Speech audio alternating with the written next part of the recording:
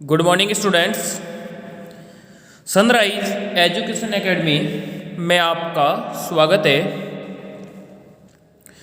आज अपन third chapter start करें बेटा। थर्ड चैप्टर को कंटिन्यू कर रहे हैं। लास्ट टाइम पर सेकंड चैप्टर कंप्लीट कर लिया।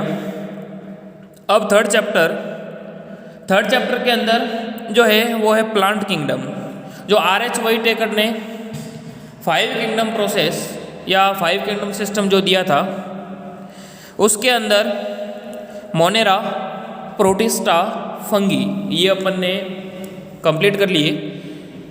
अब प्लांटी किंगडम या पादप जगत या जिसको वनस्पति जगत भी कहते हैं उसको स्टार्ट कर रहे हैं। तो इसके अंदर बेटा अपन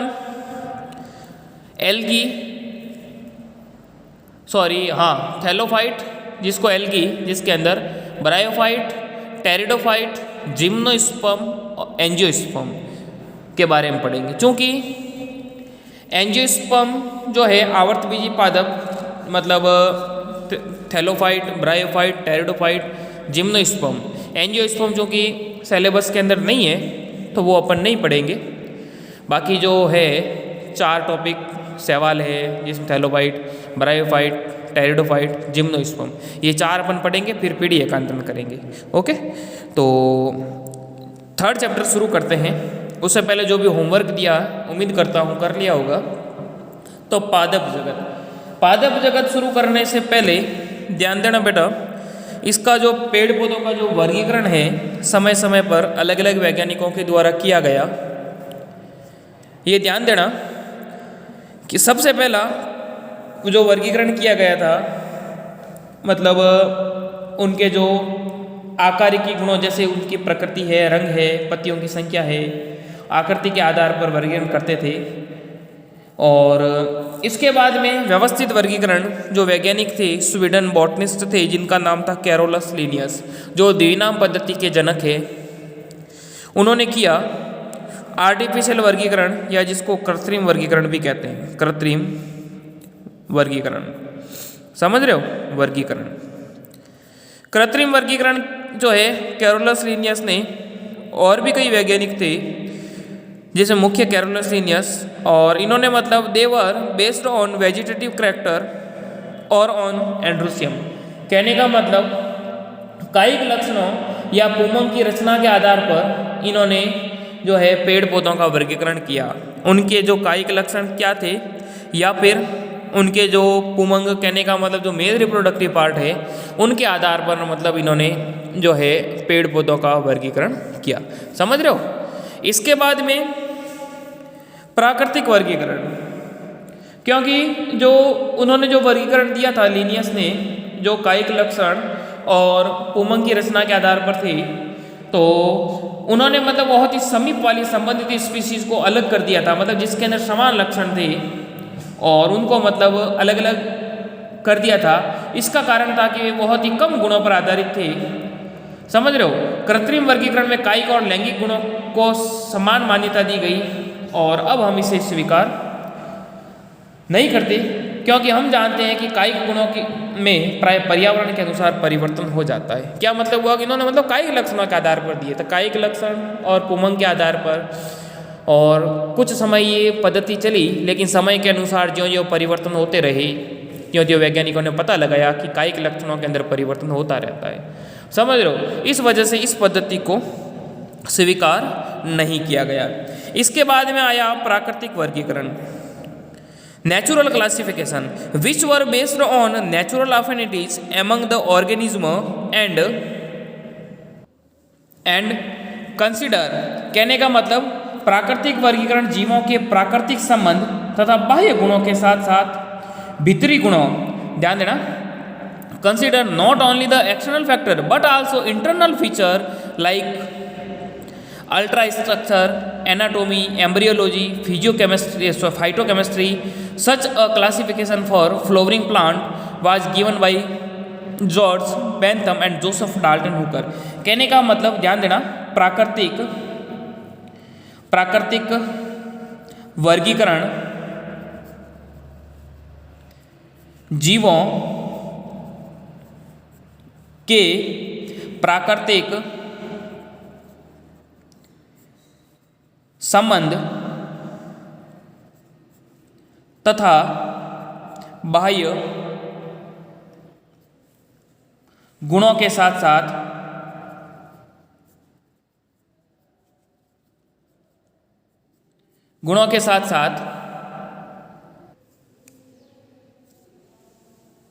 नॉट ओनली, हाँ, प्राकृतिक वर्गीकरण जीवों के प्राकृतिक संबंध तथा बाह्य गुणों के साथ साथ भीतरी गुणों जैसे परासंरचना, शारीर, भ्रूण विज्ञान, पादप रसायन के आधार पर विकसित हुआ। पुष्पी पादपों के इस वर्गीकरण को जॉर्ज बेंथम और जोसेफ डाल्टन हुकर ने सुझाया था। कहने का मतलब कृत्रिम वर्गीकरण के बाद में प्राकृतिक वर्गीकरण आया, जिनके अंदर मतलब और लक्षणों को ऐड किया गया, समय के साथ साथ परिवर्तन हुआ, और ये जो दिया गया था जॉर्ज बेंथम और जोसेफ डाल्टन हुकर। समझ रहे हो, मतलब पेड़ पौधों की परासंरचना है, भ्रूण है, उनकी एनाटॉमी है, उसके आधार पर। इसके बाद में जाति वृत्तीय क्लासिफिकेशन, फाइलोजेनेटिक वर्गीकरण, इससे थोड़ा ये एडवांस था। It is based on evolutionary relationship, मतलब जो विकासीय संबंध थे उसके आधार पर between various organism are acceptable. This assumes that organism belonging to same taxa have a common ancestor. कहने का मतलब वर्तमान में हम जाति वृत्तीय वर्गीकरण तंत्र जो विभिन्न जीवों ने में विकासीय संबंध पर आधारित है को स्वीकार करते हैं। इससे पता चलता है कि समान टैक्सा के जीव के पूर्वज एक ही थे। कहने का मतलब जाति वृत्तीय लक्षणों के आधार पर जो जैव विकास है उसके आधार पर जो वर्गीकरण दिया गया वो था फाइलोजेनेटिक क्लासिफिकेशन। तो इस तरीके से बेटा ये ब्रीफ हिस्ट्री थी, सामान्य जानकारी थी, नेचुरल क्लासिफिकेशन, आर्टिफिशियल क्लासिफिकेशन और फाइलोजेनेटिक क्लासिफिकेशन। नेचुरल क्लासिफिकेशन जो है कोशिका या जो पेड़ पौधों के जो इंटरनल स्ट्रक्चर, एक्सटर्नल स्ट्रक्चर के आधार पर दिया गया।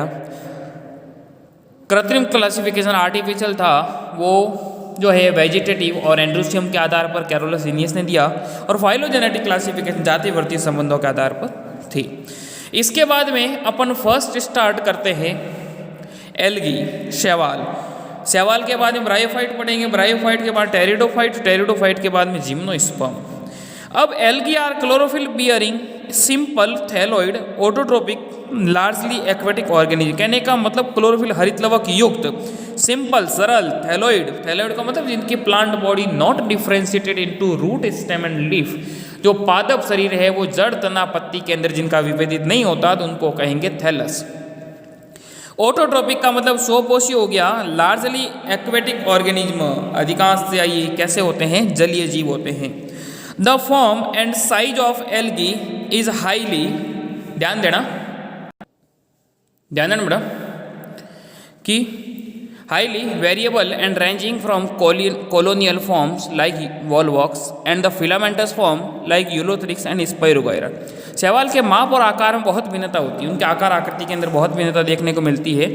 इनका माप सूक्ष्मदर्शी एक कोशिक जैसे क्लेमाइडोमोनास से लेकर कॉलोनिया मतलब जो ग्रुप में भी रहती है वॉलवॉक्स, और तंतुमयी जैसे यूलोथ्रिक्स, स्पाइरोगायरा तक हो सकती। कहने का मतलब एक कोशिक भी है, कॉलोनी ग्रुप में भी रहती है, और तंतुमय भी हो सकती है, तंतुनुमा संरचना के अंदर ग्रुप में, है ना, कॉलोनी बना करके, और एक कोशिक रूप में जैसे क्लेमाइडोमोनास। तो अलग अलग जो है आकार आकृति के अंदर विभिन्नताएं देखने को मिलती है।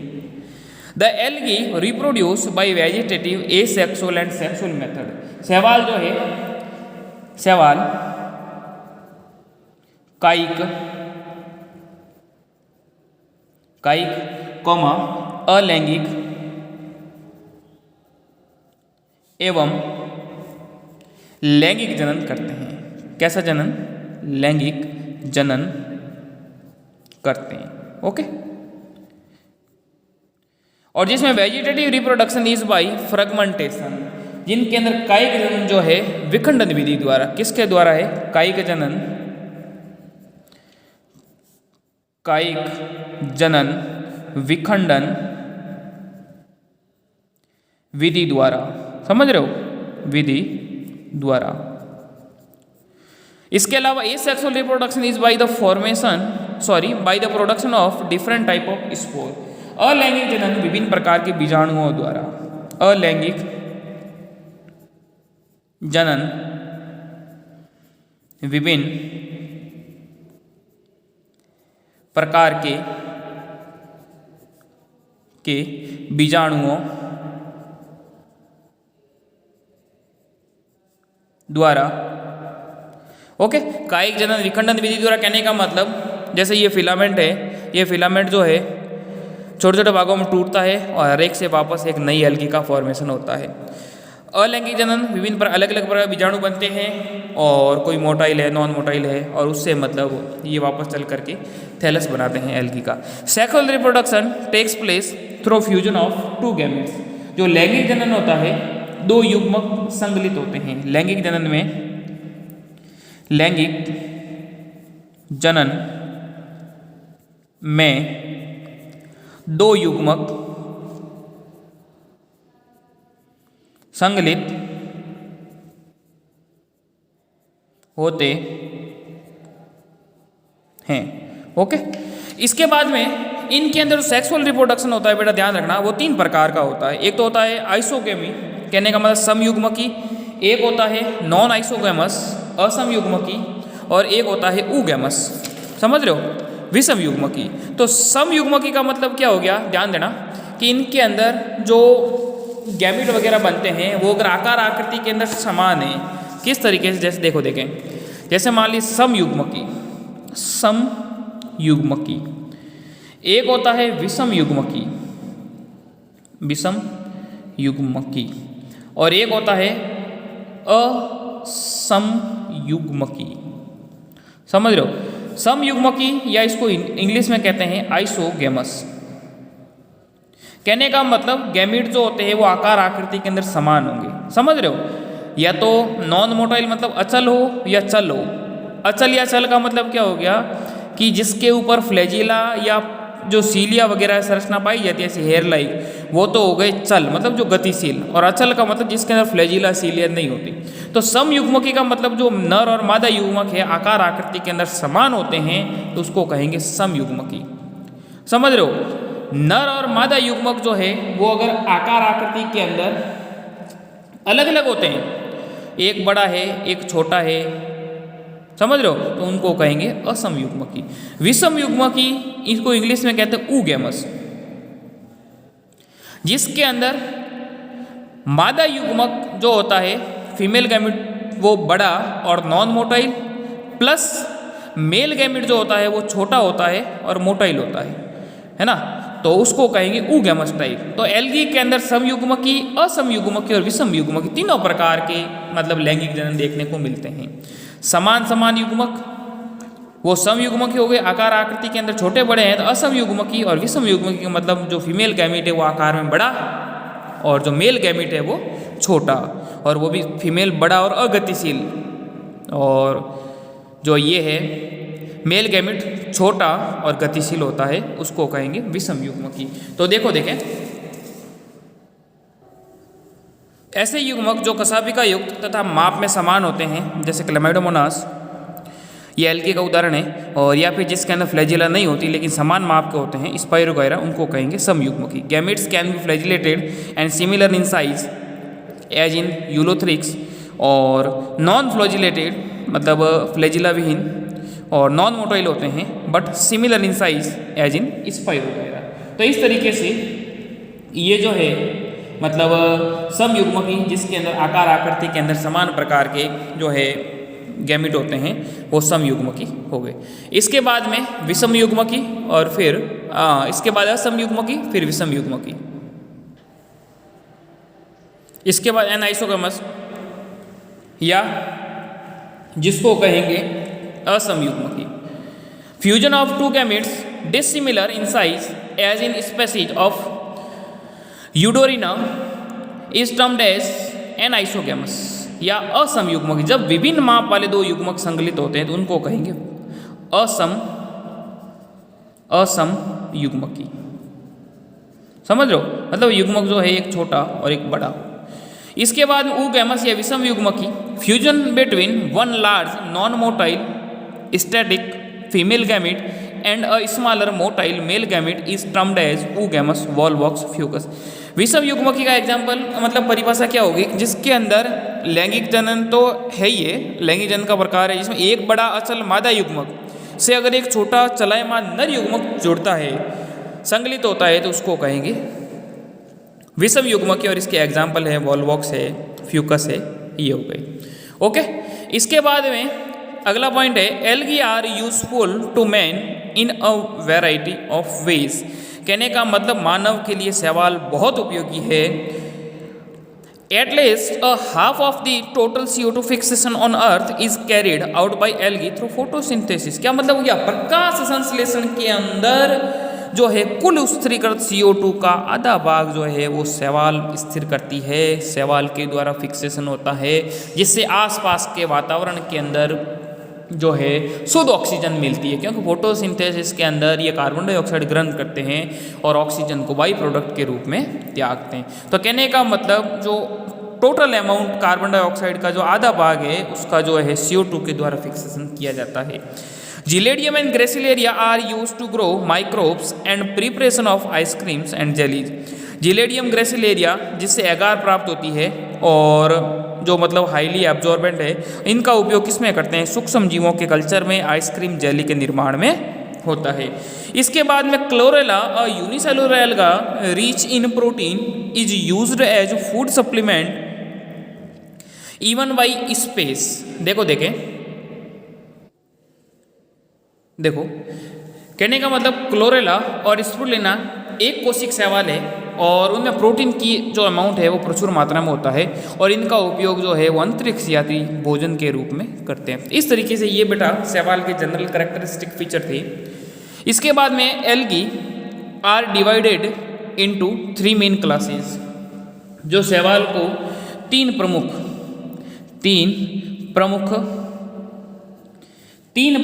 भागों में विभक्त किया। किसको? शैवाल को।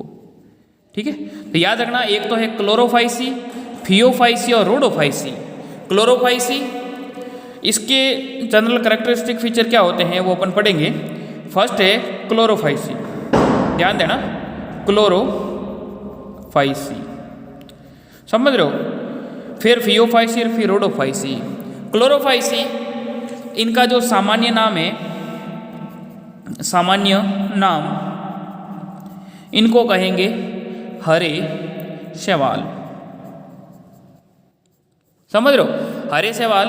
और इनके अंदर जो मुख्य वर्णक जो होते हैं, मुख्य वर्णक है क्लोरोफिल ए और बी। ये ध्यान रखना बेटा, इनका जो वर्गीकरण किया गया, इनके अंदर मुख्य वर्णक, संचित भोजन, कोशिका भित्ति और फ्लैजिला की संख्या और उनके आवास के आधार पर वर्गीकरण किया गया। समझ रहे हो? वैसे जो आप आगे बढ़ोगे क्योंकि और इनके अंदर क्लासें जुड़ती जाएगी, क्योंकि जैसे अगर 11th तो 12th की बात करें तो उनके अंदर जो एल्गी है उसके अंदर कहने का मतलब टोटली 11 क्लासेस है। लेकिन अपने सिलेबस के अकॉर्डिंग, सॉरी जैसे मतलब 12th है या जैसे BSc वगैरह करोगे तो उसके अंदर जैसे अपने 11th के जैसे सिलेबस के अंदर तो जैसे 3 जो है मेनली क्लासेस के अंदर डिवाइड किया गया है। लेकिन जो आप हायर एजुकेशन करोगे तो उसके अंदर मतलब और आपको इसके अंदर मतलब डिफ्रेंसिएशन, विभेदन है या इसके अंदर और विभाजन है, डिवीजन मिलेगा। तो क्लोरोफाइसी, जिसको सामान्यतः क्या कहेंगे? हरे शैवाल कहते हैं। इनके अंदर जो मुख्य वर्णक होते हैं वो है क्लोरोफिल ए और बी। इनके अंदर संचित भोजन जो है वो किस रूप में रहता है? स्टार्च के रूप में। स्टार्च क्या है? एक प्रकार का कार्बोहाइड्रेट है। कोशिका भित्ति किसकी बनी हुई होती है? कोशिका भित्ति, समझ रहे हो? कोशिका भित्ति जो बनी होती है वो है सेल्यूलोज। ओके, इसके बाद में फ्लैजिला की संख्या तथा उनकी निवेशन की स्थिति। फ्लैजिला की संख्या तथा उनके निवेशन की स्थिति। Flagella number, position of insertion कितनी होती है? 2 से 8 तक हो सकती है। इक्वल का मतलब समान और एपिकल शीर्ष पर। समान और कहाँ पर होगी? शीर्ष पर, समझ रहे हो? इसके बाद में हैबिटेट का मतलब आवास कहाँ पर है? फ्रेश वाटर, स्वच्छ ब्रैकिस का मतलब हो गया खारा, खारा जल, और सॉल्टी मतलब लवणीय, लवणीय जल। समझ रहे हो, स्वच्छ जल में, लवणीय जल में, खारे जल के अंदर पाई जाती है। और इनके एग्जाम्पल हो गए क्लेमाइडोमोनास वॉलवॉक्स, क्लेमाइडोमोनास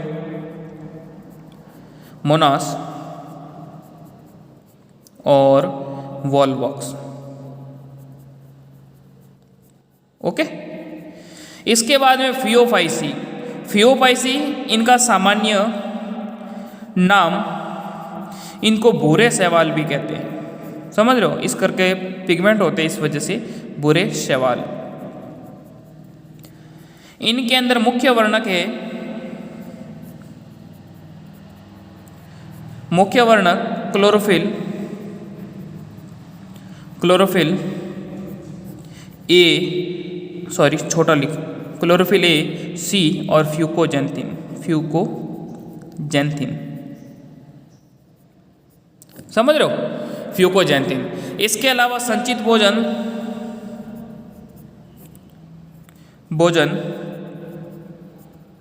संचित भोजन मैनिटॉल और लेमिनेरिन। ये ध्यान रखना बेटा, वसा युक्त कंपाउंड होते हैं मैनिटॉल, लेमिनेरिन, जिसमें कार्बोहाइड्रेट की भी कुछ मात्रा होती है। तो ये बेटा कभी कभार पूछते हैं कि फियोफाइसी के अंदर जो स्टोर फूड मटेरियल होता है वो कौन सा होता है। ओके, इनके अंदर कोशिका भित्ति जो है, बुरे सवाल में कोशिका भित्ति जो होती है सेल्यूलोज, सेल्यूलोज और किसकी बनी होती है, एवं एल्जिन की, एल्जिन। ओके, इसके बाद में फ्लैजिला की संख्या एवं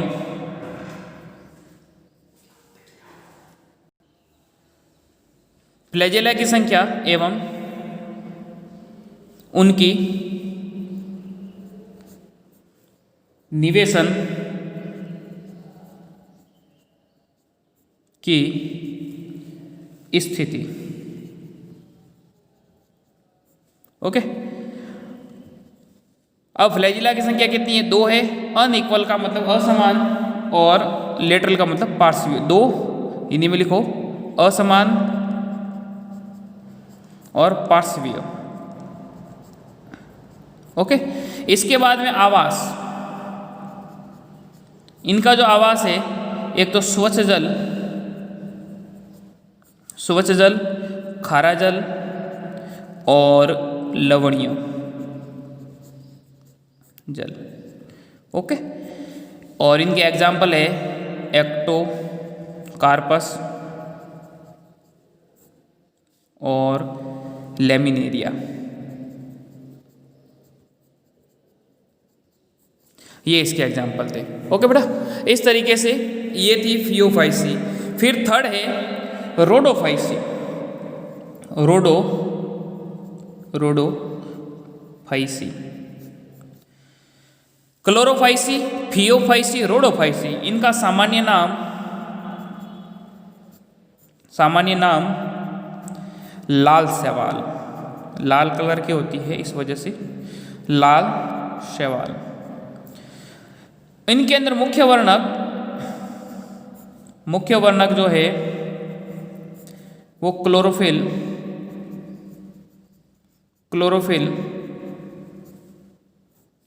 ए, क्लोरोफिल डी, इसके बाद में phyco erythrin. Okay, chlorophyll A, इसके बाद में क्लोरोफिल डी, और फिर हो गया फाइको इरिथ्रिन।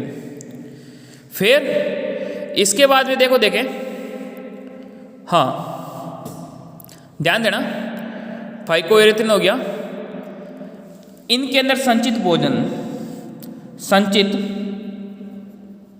भोजन, संचित भोजन है फ्लोरिडियन,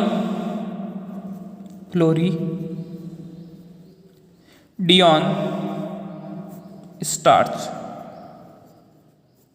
ओके, कोशिका भित्ति जो है, इनके अंदर जो सवाल होते हैं उनकी किसकी बनी होती है? Cellulose, pectin. Okay, cellulose pectin की बनी हुई होती है। और इनके अलावा जो है पॉलीसल्फेट एस्टर भी होते हैं, पॉलीसल्फेट एस्टर्स।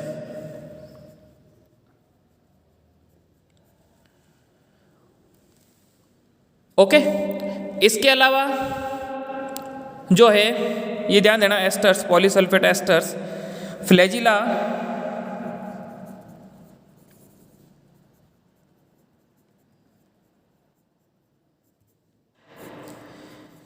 जो है इनके अंदर अनुपस्थित होते हैं।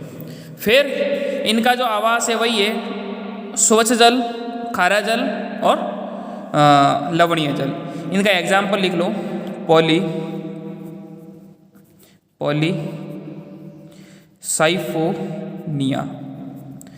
पॉलीसाइफोनिया और पोरफाइरा, ये इनके एग्जाम्पल है। तो ये बेटा 3 प्रकार की अपन ने की, कौन कौन सी की? क्लोरोफाइसी, फियोफाइसी और रोडोफाइसी। ओके, ये अपन ने कर दिया। इसके बाद में दूसरा अपन स्टार्ट करते हैं ब्रायोफाइट। तो सवाल पढ़ा अपन ने, सवाल के जनरल लक्षण, जनरल करैक्टर किए। इनकी 3 क्लासेस थी, क्लोरोफाइसी, फियोफाइसी और रोडोफाइसी, और उनके अंदर क्या क्या लक्षण है वो अपन ने पढ़े। आप भी वापस पढ़ना। फिर भी अगर कोई डाउट है, समस्या है, तो आप डाउट क्लास के अंदर आकर के पूछ सकते हैं, या फिर अगर व्हाट्सएप के ऊपर पर्सनल व्यक्तिगत मैसेज करें तो भी आपको बता देंगे डाउट, है ना। जैसे कि अगर नंबर नोट करना चाहें तो लिख लो 9460656610।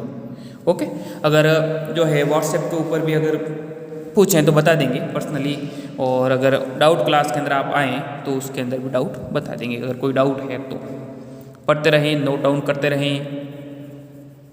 इसके अलावा अपन दूसरा स्टार्ट करते हैं ब्रायोफाइट। ब्रायोफाइट के अंदर जनरल करैक्टर कराऊंगा, बाकी अपन नेक्स्ट टर्न पे करेंगे, 1-2 करैक्टर अपन पढ़ेंगे।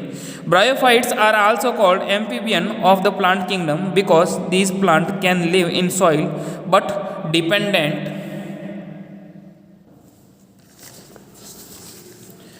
क्योंकि ब्रायोफाइट को पादप जगत के उभयचर भी कहते हैं, क्योंकि ये भूमि पर जीवित रह सकते हैं किंतु लैंगिक जनन के लिए जल पर निर्भर रहते हैं। ओके, इसको अपन इसके जो जनरल करैक्टर है उसको कंटिन्यू नेक्स्ट टर्न पे करेंगे।